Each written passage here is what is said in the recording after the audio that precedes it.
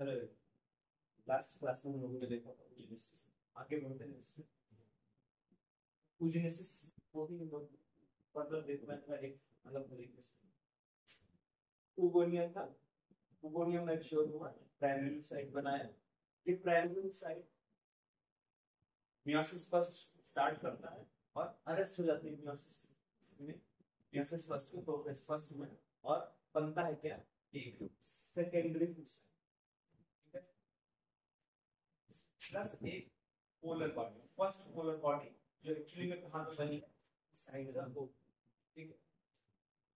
इस secondary site में meiosis first complete होती है और मियोसिस सेकेंड स्टार्ट हो जाती है यहाँ पे, और वो मियोसिस सेकेंड फर्दर अरेस्ट हो जाती है मेटाफेज से किलिंग, और बनता है हमारे पास क्या, एक सेकेंडरी साइट जो बन चुका है, एक्चुअली बना हुआ है ना, वो रिलीज हो जाएगा। कहां पर रिलीज होगा, ओवरी से रिलीज हो जाएगा कैविटी में, और अब जब इस सेकेंडरी साइट के साथ एक स्पर्म आके फ्यूज होता है, ठीक है, तो क्या हो जाती है, मियोसिस सेकेंड वहां पे कंप्लीट हो जाएगा। जैसे मियोसिस सेकेंड कंप्लीट होगी, सेल डिवाइड हो जाएगी, एक आपका बनेगा क्या, ओवम, और सेकेंड पोलर बॉडी यहां पे रिलीज हो जाएगी। सेकेंड पोलर बॉडी कहां पर रिलीज होगी, इनसाइड द फैलोपियन ट्यूब के एम्पुलर रीजन, ठीक है। फैलोपियन ट्यूब के एम्पुलर रीजन में secondary polar body, second polar body release हो गई, और जो सेकेंडरी साइट था, अब उसके अंदर मेल गैमेट इंटर कर चुका है, मेल गैमेट का न्यूक्लियस जिसको बोलते हैं क्या, मेल प्रो न्यूक्लियस बनाया गया, मेल प्रो न्यूक्लियस, ठीक है, और फीमेल प्रो न्यूक्लियस, इनके फ्यूजन से बोलते हैं कि एम्फीमिक्सिस, इनके फ्यूजन बोलते हैं एम्फीमिक्सिस, और बनता है क्या, एक डिप्लॉयड चाइल्ड, ठीक है। तो ये प्रोसेस हुई क्या, तो ओव्यूलेशन यहीं पे हो गया ना, सेकेंडरी साइट जब फॉर्म हुआ, इसके अंदर मियोसिस फर्स्ट कंप्लीट, इसको ओव्यूलेशन हो रहा है, ओव्यूलेशन के बाद स्पर्म के साथ फ्यूजन होगा और आगे का प्रोसेस है। ये समरी में हम लोग क्या है, oogenesis। अब फॉलिकुलर जो दोनों प्रोसेस जो चल रहा है, वो किस चीज का रिजल्ट है, एक्चुअली बोल सकते हैं क्या, ये एक रिप्रोडक्टिव साइकिल का है या मेंस्ट्रुअल साइकिल, प्रोडक्टिव साइकिल या मेंस्ट्रुअल साइकिल जब होती है तभी ये चीजों का डेवलपमेंट हो रहा है, ठीक है। तो इसमें होता है मेंस्ट्रुएशन, सिंपली बोलते हैं क्या, जो प्राइमेट्स हैं, none of human, apps, monkeys आते हैं, इनके अंदर मेंस्ट्रुअल साइकिल या रिप्रोडक्टिव साइकिल होती है, जो यूजुअली 28 प्लस माइनस 2 डेज में कुछ दिन आगे पीछे होता है, ऐसे होता है। इनिशियल फर्स्ट मेंस्ट्रुअल फ्लो या फर्स्ट डे मेंस्ट्रुएशन का उसको बोलते हैं मीनाज, और जब मेंस्ट्रुएशन सीज करता है, स्टॉप होता है, उसको बोलते हैं मेनोपॉज, ठीक है। तो इस मेनाज और मेनोपॉज के बीच में क्या होता है, एक पीरियोडिक चेंज होता है, कहां पे, यूटेरस के अंदर और ओवरी के अंदर। तो एक्चुअली में अगर इस मेंस्ट्रुअल साइकिल को देखें तो ये दो साइकिल्स साइमल्टेनियसली रन कर रही हैं, कौन सी, ओवेरियन साइकिल और यूटेराइन साइकिल, ठीक है। और इन दोनों साइकिल्स में कुछ फेजेस हैं जो ओवरलैपिंग चलते रहते हैं, तो हम लोग उन्हीं फेजेस के बारे में डिटेल में समझना कैसे हो रहा है और किस हार्मोन के इन्फ्लुएंस में ये सारी चीजें। तो ध्यान से लेते हैं हम लोग, फर्स्ट फेज आता है मेंस्ट्रुअल फेज, ठीक, जिसमें मेंस्ट्रुअल फ्लो हो रहा है, ब्लड बाहर निकल रहा है,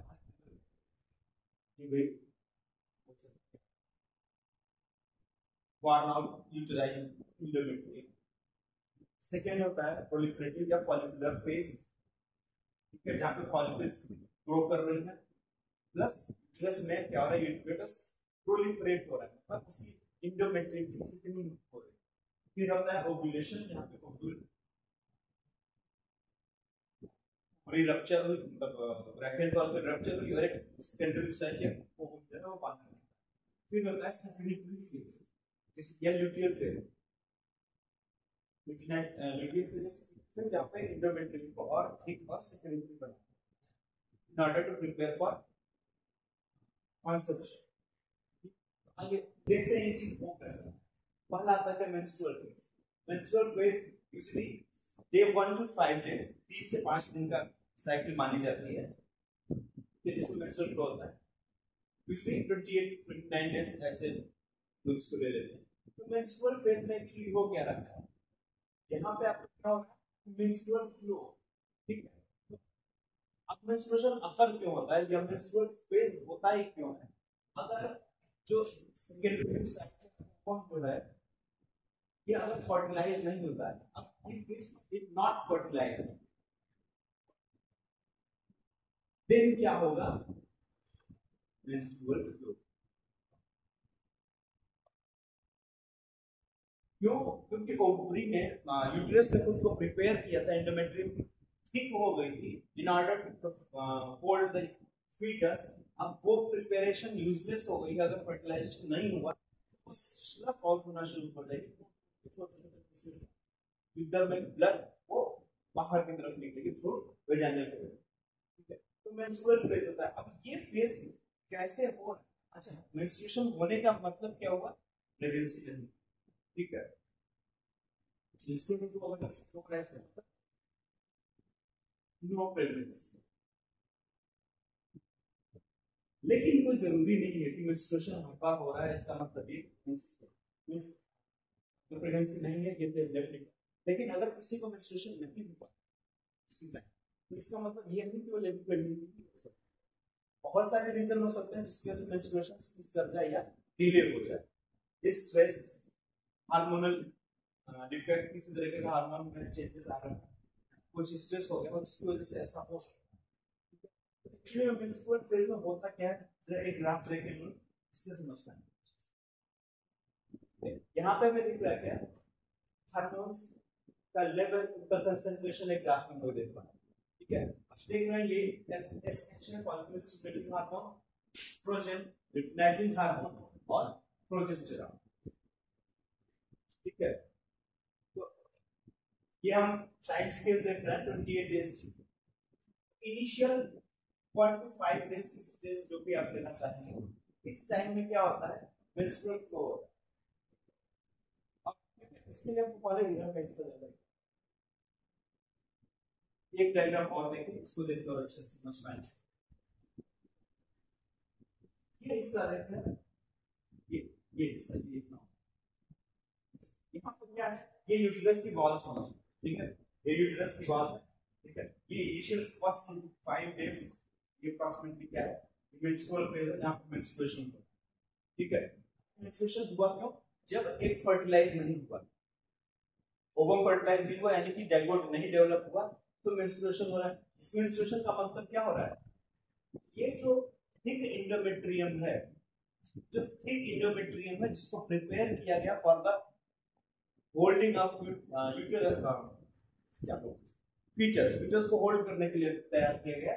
अब यहाँ पे फीटस कोई नहीं आने वाला, कोई एम्ब्रियो नहीं आएगा, यहाँ पे कोई फीटस डेवलप नहीं होगा, तो क्या होगा, ये ब्रेक डाउन होना शुरू करेगा, ये टूटना चलेगा, और ये छोटे छोटे पीसेस में ये विद द ब्लड ये थ्रू वजाइना बाहर निकलता है, बोलते हैं मेंस्ट्रुएशन।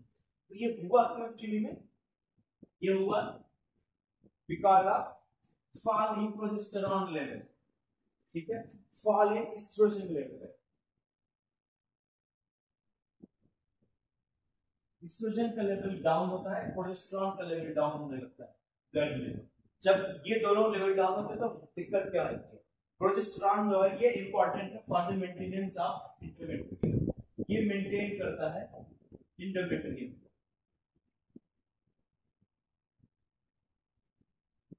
और एस्ट्रोजन क्या करता है, ये एंडोमेट्रियम को थिक करता है, रिस्पांसिबल फॉर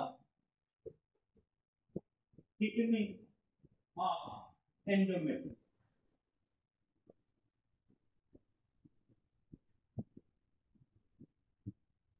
ठीक है। एंडोमेट्रियम थिकनिंग के लिए रिस्पांसिबल है और ये रिस्पांसिबल है एंडोमेट्रियम को मेंटेन रखने के लिए। और ये दोनों हार्मोन का लेवल जब डाउन होने लगता है तो क्या होता है, मेंस्ट्रुएशन, ठीक है, मेंस्ट्रुअल फ्लो फर्स्ट स्टेज जो को कंप्लीट हुआ, या ये कहें कि जो यूटेराइन साइकिल थी उसका फर्स्ट स्टेप हुआ क्या था, मेंस्ट्रुअल फेज, ठीक। सेकंड की बात करें,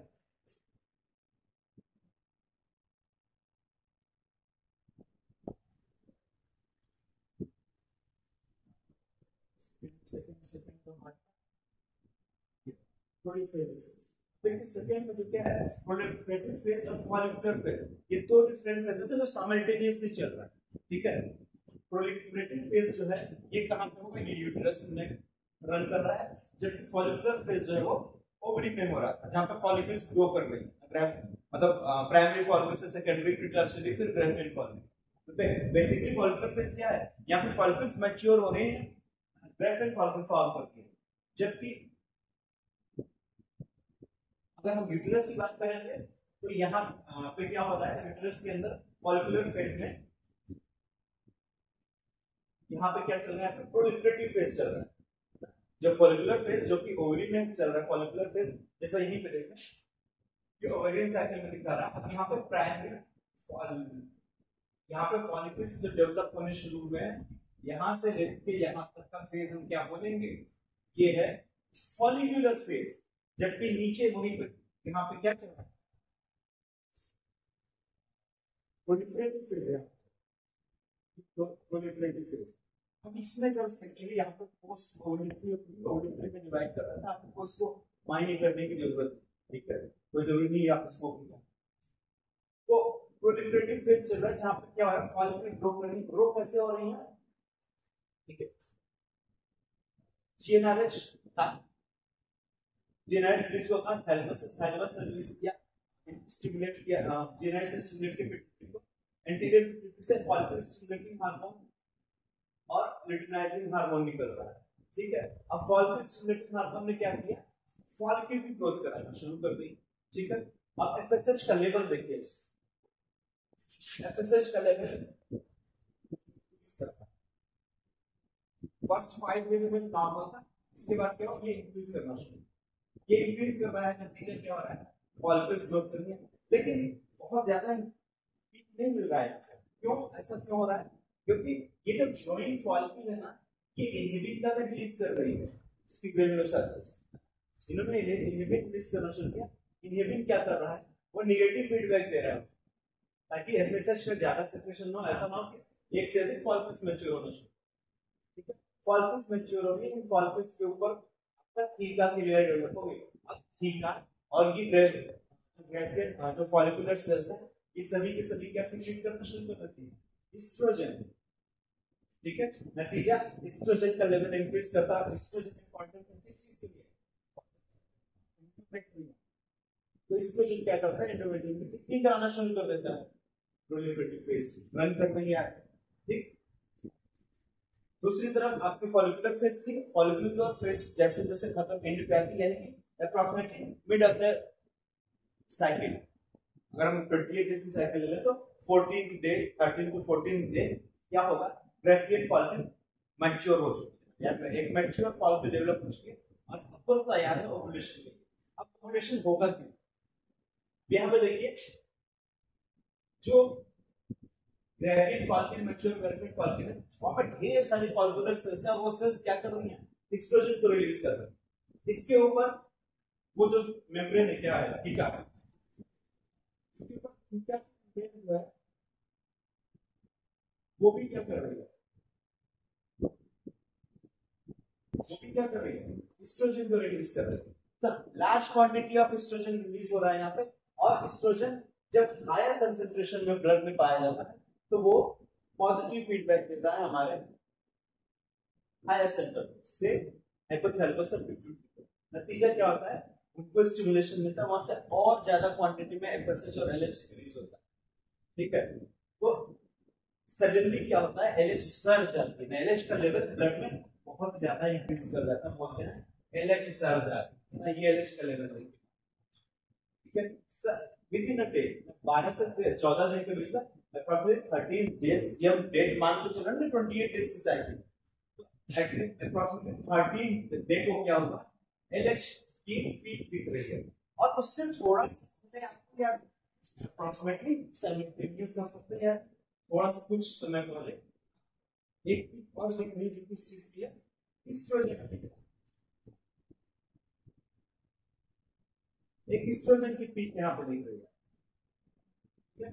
तो एस्ट्रोजन का लेवल बढ़ा क्यों, क्योंकि थीका और ग्रेफिन फॉलिकल्स में फॉलिकुलर सेल्स ने ग्रैनुलोसा सेल्स को बोल रहे हैं, उन्होंने ढेर सारा एस्ट्रोजन रिलीज किया और इस एस्ट्रोजन की वजह से स्टिमुलेशन मिला किसको, हमारे हाइपोथैलेमस और पिट्यूटरी को, और वहां से एलएच का सेक्रेशन बढ़ा दिया। एलएच सर्ज आई, एलएच की क्वांटिटी बहुत ज्यादा इंक्रीज हुई और इस एलएच के इन्फ्लुएंस में, इथेनाइजिन हार्मोन के इन्फ्लुएंस में ग्रेफिश फॉलिकल जो है वो रप्चर कर जाती है और यहां से रिलीज कर दिया जाता है एक सेकेंडरी, ठीक है। सेकेंडरी ओम रिलीज हो गया। अगर फर्टिलाइजेशन नहीं होता, फर्टिलाइजेशन नहीं होता है, ये मानते चल रहा है कि फर्टिलाइजेशन नहीं हुआ, ठीक है, तो अब क्या होगा, ये जो रप्चर्ड ग्रेफिन फॉलिकल है ये क्या फॉर्म कर लेगा, कार्पस ल्यूटियम, ठीक है। अब एक्चुअली कार्पस ल्यूटियम क्या करता है, ये प्रोजेस्टेरॉन और एस्ट्रोजन का सिक्रेशन करता है, साथ में ये एक और हार्मोन सिक्रेट करता है HCG, ह्यूमन कोरियोनिक गोनेडोट्रोपिन, जिसको हम प्रेगनेंसी टेस्ट में डिटेक्ट कर सकते हैं। तो प्रोजेस्टेरॉन और एस्ट्रोजन क्या कर रहा है, इस लेयर को मेंटेन कर रहा है। अब बात करने की किसकी, पोस्ट ओवुलेटरी फेज, यानी कि अगर हम बोले सिक्रेटरी और ल्यूटियर स्टेज, ओवुलेशन हो गया, सिक्रेटरी और ल्यूटियर फेज हुआ।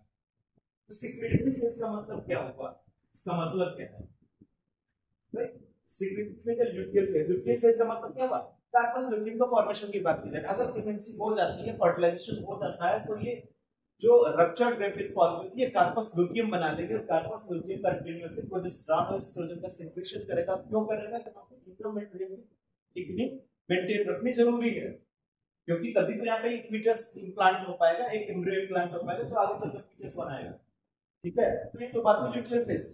अब सिक्रेटरी फेज का मतलब क्या हुआ, जो यूटेरस की वॉल है, एंडोमेट्रियम है, उसकी थिकनिंग तो बढ़ रही है, वो ठीक तो हो ही नहीं है, लेकिन वो वॉल को ग्लैंडुलर बना दिया जाता है। यहाँ और एस्ट्रोजन करता है उसको ग्लैंडुलर बनाता है। ग्लैंडुलर का मतलब क्या हुआ, वो कुछ सिक्रीशन सिक्रेट करती है, बेसिकली उसको बोलते क्या है, जो सिक्रीशन रिलीज करता है यूटेराइन वॉल, उसको बोलते हैं uterine milk, uterine milk. Actually ये मिल्क नहीं है, यूटेराइन मिल्क है क्या, ये ग्लाइकोजन रिच फ्लूइड है, इसमें लॉट्स ऑफ ग्लाइकोजन पाया जाता है, जो यूटेरस के अंदर जो फीटस जो डेवलप होएगा ना, जो एम्ब्रियो आया है, बहुत छोटा सा एम्ब्रियो है, जाइगोट है, तो उस ईयर ऑफ ह्यूमन एग जो होता है, तो सेकेंडरी सेल जो रिलीज होता है, ये एसिकल नॉन क्लीडोइक एग होता है, जिसमें यॉर्क बहुत स्मॉल क्वांटिटी में, तो वहां पे स्टोर फूड इतना ज्यादा नहीं कि बहुत दिन तक वो खुद को वहां पे सस्टेन करा पाए कि प्लेसेंटा डेवलप होगा तब आगे का न्यूट्रिशन पाए। उसको न्यूट्रिशन चाहिए, तो न्यूट्रिशन कौन प्रोवाइड करेगा, यूटेराइन मसल्स प्रोवाइड करते, मतलब ये एंडोमेट्रियम प्रोवाइड करती है, जो ग्लैंडुलर होके यहाँ पे यूटेराइन मिल्क को सीक्रेट करेगी, जो कि ग्लाइकोजन रिच फ्लूइड है, और वो फ्लूइड फिर यूटेरस के अंदर जो फीटस डेवलप हो रहा है उसमें एंटर करता है, उसको न्यूट्रिशन प्रोवाइड करता है। तो इसके लिए एस्ट्रोजन जरूरी है ताकि ये ग्लैंडुलर हो जाए एंडोमेट्रियम, ठीक है। अगर फर्टिलाइजेशन हो गया तो फिर बात आगे बढ़ जाएगी, ये मेंस्ट्रुअल फेज आएगा नहीं और प्रेगनेंसी को असिस्ट करेगा। लेकिन अगर फर्टिलाइजेशन नहीं होता है तो क्या होगा, तो फिर ये कार्पस ल्यूटियम है, ये डिजेनरेट करेगा और फॉर्म कर देगा क्या, कार्पस अल्बिकेंस, और जब कार्पस अल्बिकेंस बनेगा तो क्या है, ये सिक्रेशन नहीं होने वाला, प्रोजेस्टेरॉन और एस्ट्रोजन का सिक्रेशन नहीं होगा। जब प्रोजेस्टेरॉन और एस्ट्रोजन का सिक्रेशन नहीं होगा तो एंडोमेट्रियम की जो थिकनिंग है वो मेंटेन नहीं रह पाएगी, नई एंडोमेट्रियम बनेगी नहीं, और जो एंडोमेट्रियम बनी हुई है वो अपनी थिकनिंग को मेंटेन नहीं रख पाएगी, वो रप्चर होने लगेगी, स्लफिंग बोलते हैं, स्लफिंग ना, वो टूटने लगती है, ब्रेक ऑफ होने लगती है, टूट के वो छोटे छोटे पीसेस में ब्लड वेजाइनल कैविटी के थ्रू बाहर निकल रहे थे, बोलते हैं क्या मेंस्ट्रुअल फ्लो हुआ है, अप्रॉक्सीमेटली 28 डे पे होता है, ठीक है। इस तरीके से कंप्लीट होता है हमारा मेंस्ट्रुएशन, जिसमें आप हार्मोन का लेवल को ध्यान रखें। जैसे देखिए आफ्टर सपोज को यहाँ पे ओवुलेशन हुआ डे 14, ठीक है, ओवुलेशन हुआ, कुछ दिन तो अगर फर्टिलाइज हो गया तो क्या होगा, प्रोजेस्टेरॉन का लेवल इंक्रीज रहेगा, एस्ट्रोजन का लेवल इंक्रीज रहेगा, क्योंकि कार्बोस्पेक्ट्रम वहां पे काम कर रहा है। लेकिन अगर फर्टिलाइजेशन नहीं हुआ तो क्या होगा, प्रोजेस्टेरॉन का लेवल फॉल कर जाएगा, एस्ट्रोजन का लेवल फॉल करेगा और मेंस्ट्रुअल फ्लो शुरू हो जाएगा।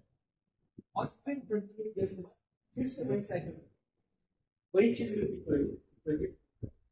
इसीलिए बोलते हैं क्या इसको, मेंस्ट्रुअल साइकिल। ठीक है, क्योंकि हर 28 डेज पे यूटरस और ओवरीज उनको प्रिपेयर करते हैं फॉर नेक्स्ट पॉसिबल प्रेगनेंसी।